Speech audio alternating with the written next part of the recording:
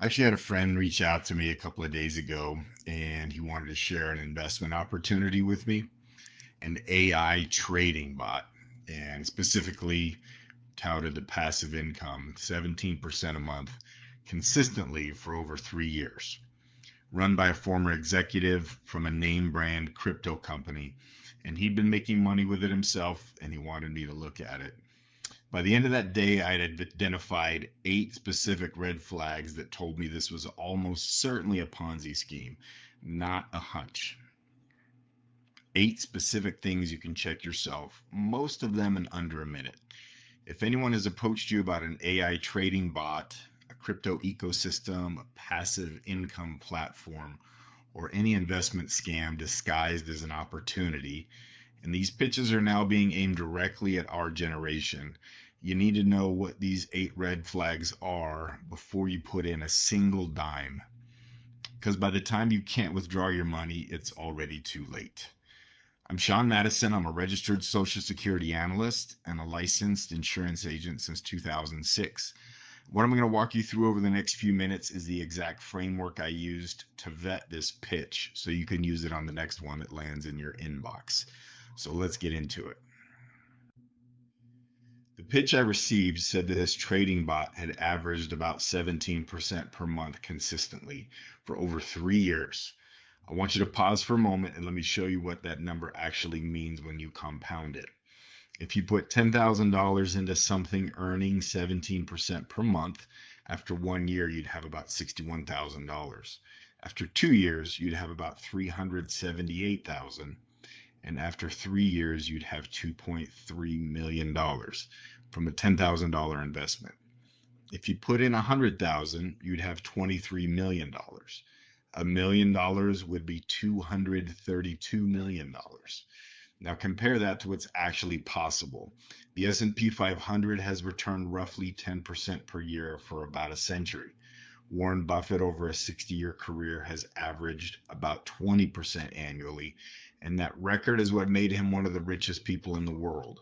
The single greatest hedge fund in history, Renaissance Technologies Medallion Fund, has averaged about 39% per year for over 30 years. And here's the key fact.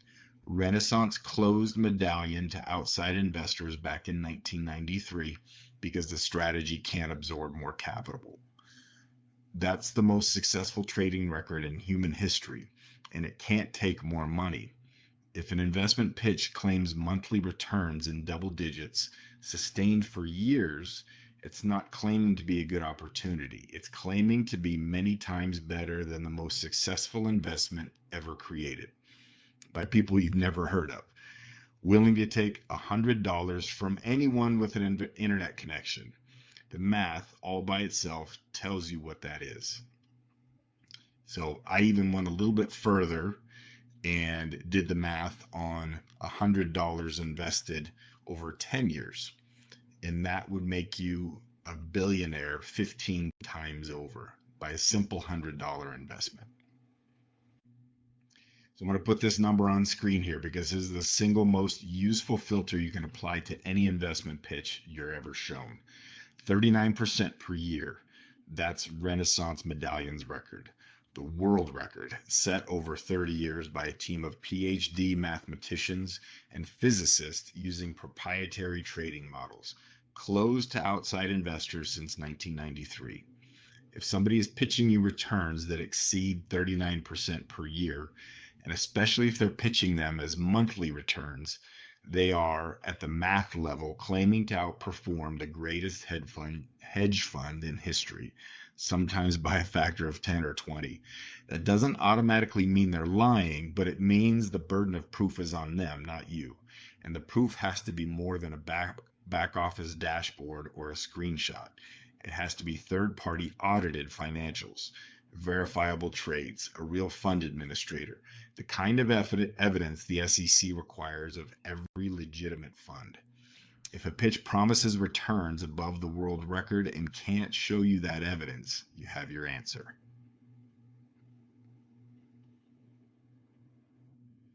This is where the modern scams have updated the script. 20 years ago, they'd say we have a proprietary trading system. 10 years ago, they called it high frequency trading. Today, it's always AI or an algorithm or a bot. The AI explanation does two things at once. It sounds technologically sophisticated, which builds credibility, and it's completely opaque, which means nobody can verify it. You can't look at an AI bot the way you can look at a stock pick. You're just trusting that something is happening on the other end of the screen. Here's the test. Real algorithmic trading firms, Citadel, Two Sigma, Jane Street, employ thousands of PhDs and pay them like investment bankers. And even their best strategies have a size limit. Once you find a real way to make money in the market, you can only put so much cash into it before your own trades start moving prices against you. That size limit is actually a sign the strategy is real. So if somebody is claiming to have a trading bot that can take in unlimited deposits from anyone with $100 and pay out high monthly returns, they are claiming to have something more powerful than the most sophisticated quant funds in the world, while somehow being immune to the capacity constraints that limit those funds. That's not a real claim. That's marketing. The honest version sounds like this. If they can't show you the actual trades on the actual blockchain or in the actual brokerage account, the bot doesn't exist. Beyond the technology, look at the compensation structure. This is the one that should set off immediate alarms because it's the structural marker the Federal Trade Commission uses to identify illegal pyramid schemes. The test is simple. In any legitimate investment, you make money from the underlying performance, interest, dividends, capital gains. You don't make money from bringing in more investors. The FTC, in a case from 1975, set the standard that's still used today. If a compensation plan pays you primarily for recruiting new participants rather than for selling a product or service to ultimate users, it's a pyramid. Watch for these specific terms in any pitch. Team building bonuses, rank advancement, matching bonuses, downline commissions, spillover, 3x3. If you see any of those, you're looking at a network marketing compensation plan, not an investment. And when the underlying product is a trading bot whose returns are paid out of those same deposits the comp plan is paying commissions from, the structure is a Ponzi. Here's a clean way to ask the question. If I put money in and never recruit anyone, do I make the same return as someone who brings in 50 people? If the answer is no, you're not in an investment. You're in a recruitment scheme dressed up as one. The real funds don't care whether you brought your brother-in-law. The bond yield is the bond yield. The dividend is the dividend. The performance is the performance. Beyond the comp plan, the people in front of the camera also tell you a lot. These schemes need credible looking people on camera, and the people running them have learned how to find and recruit those faces. The pattern looks and works like this. A scheme will quietly operate for a year or two under a low profile founder. Then, when it's ready to expand into Western markets, it hires somebody with a recognizable resume, an executive from a name brand company, and installs them as a new CEO.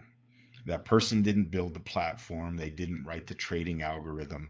They were brought in because their LinkedIn page makes the scheme look more legitimate. Two specific tells. First, the dates have to line up. If a platform claims a 3-year track record, the CEO needs to have been there for those 3 years. Pull up their LinkedIn, match the dates against the platform's claims. I've personally seen pitches where the CEO joined the company 8 months ago, but the marketing claims 4 years of consistent performance. It's not possible. Second, watch for the stretched or fabricated credentials. Worked at a major bank can mean any role from regional sales to founding executive. Forbes Council member is a paid membership that anyone with $2,000 a year can join. It's not the same as being featured by Forbes editorial. Sat on the board can mean anything from real director to advisory committee. Every credential claim should be verifiable in 60 seconds on the regulator's website or LinkedIn. If it can't be verified, it doesn't count. And the people promoting the scheme matter just as much as the people running it. This is the red flag almost nobody talks about, and it's one of the most reliable. When a Ponzi scheme collapses, the operators tend to disappear, but the network of promoters, the affiliate marketers, the YouTube hosts, the people who recruited the downlines, those people don't go away. They look for the next scheme that pays similar commissions, and they bring their networks with them. The same people who were enthusiastically promoting BitConnect in 2017 were promoting OneKind, then Hyperverse, then CashFX, then Novatech. Same people, different brand wrapper. Novatech is a useful example here because it's now a settled matter on public record. The Securities and Exchange Commission charged the operators in August of 2024, along with 6 named promoters. One has already settled for a $100,000 civil penalty and a permanent industry bar. That was the SEC's first major crypto enforcement action of the current administration, which tells you the agency is actively pursuing this category. So when someone approaches you with an investment opportunity, here's the question. Where were they before? Did they make money in a previous program? Which one? Is that program still operating? If someone recruiting you was a prominent figure in a scheme that's now collapsed or under investigation, the scheme they're recruiting you into now has the same structure, the same arc, and is going to end the same way. This is also why the most dangerous time to be recruited isn't from a stranger. It's from a friend or family member who genuinely believes the new thing is different. They saw the last one fail. They think they've learned their lesson, and they don't recognize that they're being pulled into the exact same architecture wearing a different costume. Beyond the people, the regulatory paper trail tells you everything. This is the easiest red flag to verify, and it takes about 60 seconds. The United States, any investment offered to the public has to be either registered with the SEC or fall under a specific exemption. And even exempt offerings typically have to file a Form D notice within 15 days of the first sale. Every state has its own securities division that maintains the same kind of record. And the home country of any company claiming an international presence has a regulator, the Securities and Futures Commission in Hong Kong, the Financial Conduct Authority in the UK, BaFin in Germany, ASIC in Australia. Here's the test. Type the company name into the SEC's EDGAR database at sec.gov/EDGAR. Type it into your state securities division website. Type it into the regulator's website in whatever country it claims to be based in. If nothing comes up in any of them, you're being solicited by an unregistered offering, which is a federal securities violation under Section 5 of the 1933 Act, regardless of whether the underlying product is even legitimate. A common defense from these operators is, we're crypto, we don't need to register. It's not how the law works. The Howey test set by the Supreme Court in 1946 defines what counts as a security, an investment of money in a common enterprise with the expectation of profit derived from the efforts of others. A trading bot that takes your deposits and pays you returns hits for all 4 prongs every time. Crypto is not a regulatory exemption. It is a wrapper. Now let me show you exactly how to run those checks, including one tool you may not have considered. Here are the 4 tools that used together will catch almost any investment scam in under 5 minutes. 1, SEC EDGAR at sec.gov/EDGAR/search. Type the company name in. Has it ever filed anything with the SEC? If yes, read the filing. If no, that's an answer. 2, your state security division. Every state has one. In Nevada, it's the securities division. In Utah, securities.utah.gov. In Florida, the Office of Financial Regulation. Each one has a public database. Type the company name in. The same standard applies. 3, the home country regulator. If the company claims to be headquartered in Hong Kong, look it up on the SFC website. In London, check the FCA register. Dubai, check VARA. If they don't appear on the regulator's own site, they are not regulated there, no matter what their marketing says. 4, and this is the modern edition, use AI. And I'm going to be transparent with you. The pitch I received last week, I personally ran through an AI tool called Claude. I could have used ChatGPT or Grok or any of the major ones. They all work for this.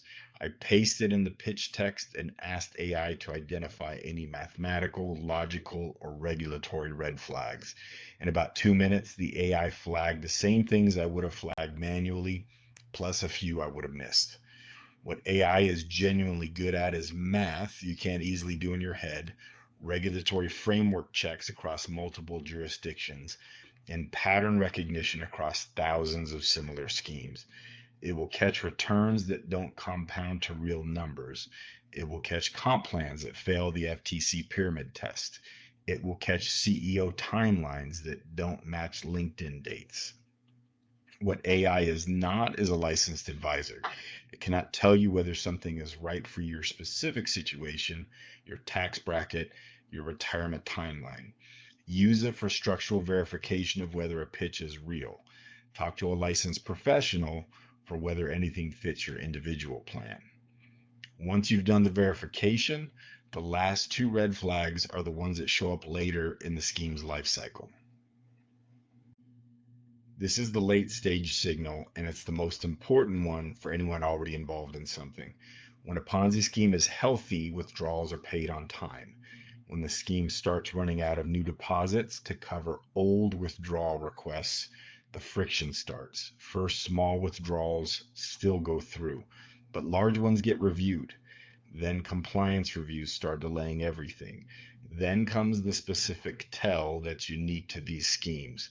The demand for a compliance fee, usually 10 to 15% of your balance, that you have to pay to unlock your own money.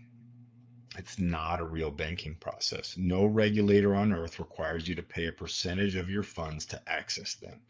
That is a textbook advanced fee fraud overlaid on top of the original Ponzi. The platform was the first scam. The compliance fee is the second one. If you're in something right now and you want to know what stage it's in, here's the test. Try to withdraw your full principal balance to an external wallet or bank account you control. Not request a withdrawal. Actually move the money. If it goes through clean and normal processing time, you have a data point. If you hit a compliance review, an upgrade requirement, a fee demand, or a delay longer than the platform's published terms, you have your answer. And the window to exit is always the window before everyone else figures it out. And the closing pitch, the one that pressures you to decide to sign up today, is the final red flag. The last red flag is the one used to close the sale, and it's a verbal pattern you'll hear in almost every investment scam pitch. Get in before the official launch. The window is closing. Founder pricing ends next week. Early adopters are making the most money. Don't let hesitation cost you the opportunity of this cycle. That last quote, by the way, was in the actual interview I watched with the CEO of the platform I was pitched, almost word for word. The technique is called manufactured scarcity, and it works because legitimate investments don't usually have hard deadlines like this. The S&P 500 will be there next week. Treasury bonds will be there next month. Your IRA contribution limit is annual. The pitches that pressure you to decide immediately do so because the structure they're selling depends on a steady inflow of new deposits to pay the existing ones. And any delay you take to think it through is a delay in the cash flow they need. A real investment opportunity will be there in a week. It will still be there in a month. If somebody is using urgency to close you, the urgency is for them, not for you. Walk away. If it's real, you can verify it on your own schedule. If it's not real, you just saved yourself. And finally, the question I get asked most when I cover content like this: what do you do if you or somebody you love is already in? If you're watching this and you're already in something that fits this pattern, or somebody you care about is, I want to speak directly to you for a moment. First, you're not alone and it's not your fault. These schemes are professionally designed to be persuasive by people who do this for a living. Successful, intelligent, careful people get pulled into them every day. The fact that you got recruited isn't evidence of bad judgment. It's evidence that the recruitment worked the way it was designed to. Second, here's what to do right now in order. Pull your principal, not next month, this week. Withdraw everything except the house money you don't need back. The window to exit is always shorter than people realize, and the people closest to the operators usually know first. Document everything, save the text, the emails, the screenshots, the transaction records. If the platform collapses, that documentation is what allows recovery efforts to identify you as a victim rather than a promoter, and that distinction matters legally. Report it. The SEC takes tips at sec.gov/whistleblower. Your state attorney general has a consumer protection division. The FBI's Internet Crime Compliance Center is at ic3.gov. AARP runs a fraud helpline at 1-877-908-3360. None of these will recover your money instantly, but each one builds a case that eventually gets the operators charged. And finally, please do not chase your losses with the next opportunity. There's an entire category of recovery scams that specifically targets victims of the previous one. If somebody approaches you after a Ponzi collapses, claiming they can help you recover funds in exchange for a fee, that is the second scam. Walk away from that one too. So let me close with what I think matters most. If you made it to the end of this video, thank you. You're now better equipped to protect yourself and the people you love from the most common of investment form fraud being run right now. The investment scams targeting our generation are not getting less sophisticated. They're getting more sophisticated, faster, and more personalized every year. Your best defense is structural, knowing the patterns, running the verifications, and never deciding under pressure. If you'd like the full senior fraud protection checklist, the one-page version of everything I covered today, including the verification websites and the AI prompt I personally use, text the word PROTECT to 702-605-6038, and I will send it to you for free. If you've been pitched something specific and you'd like a sanity check from a licensed professional, text the same number and we'll set up a 15-minute conversation. There's no charge for that at all. I'm not going to ask you for any kind of money. Your situation is unique and personal strategy matters, and nobody who genuinely has your best interest in mind will ever rush you into a financial decision. This content is for educational purposes only, and it is not legal, tax, or individualized financial advice. I'm Sean Matteson. Be safe out there. I hope this video was helpful. This stuff really matters for your future, and I want to make sure you get it right. Hit subscribe, check out these videos right here, and if you have any other questions, just text LIFE to 702-605-6038. I've also linked a lot of resources in the video description and other ways you can get a hold of me.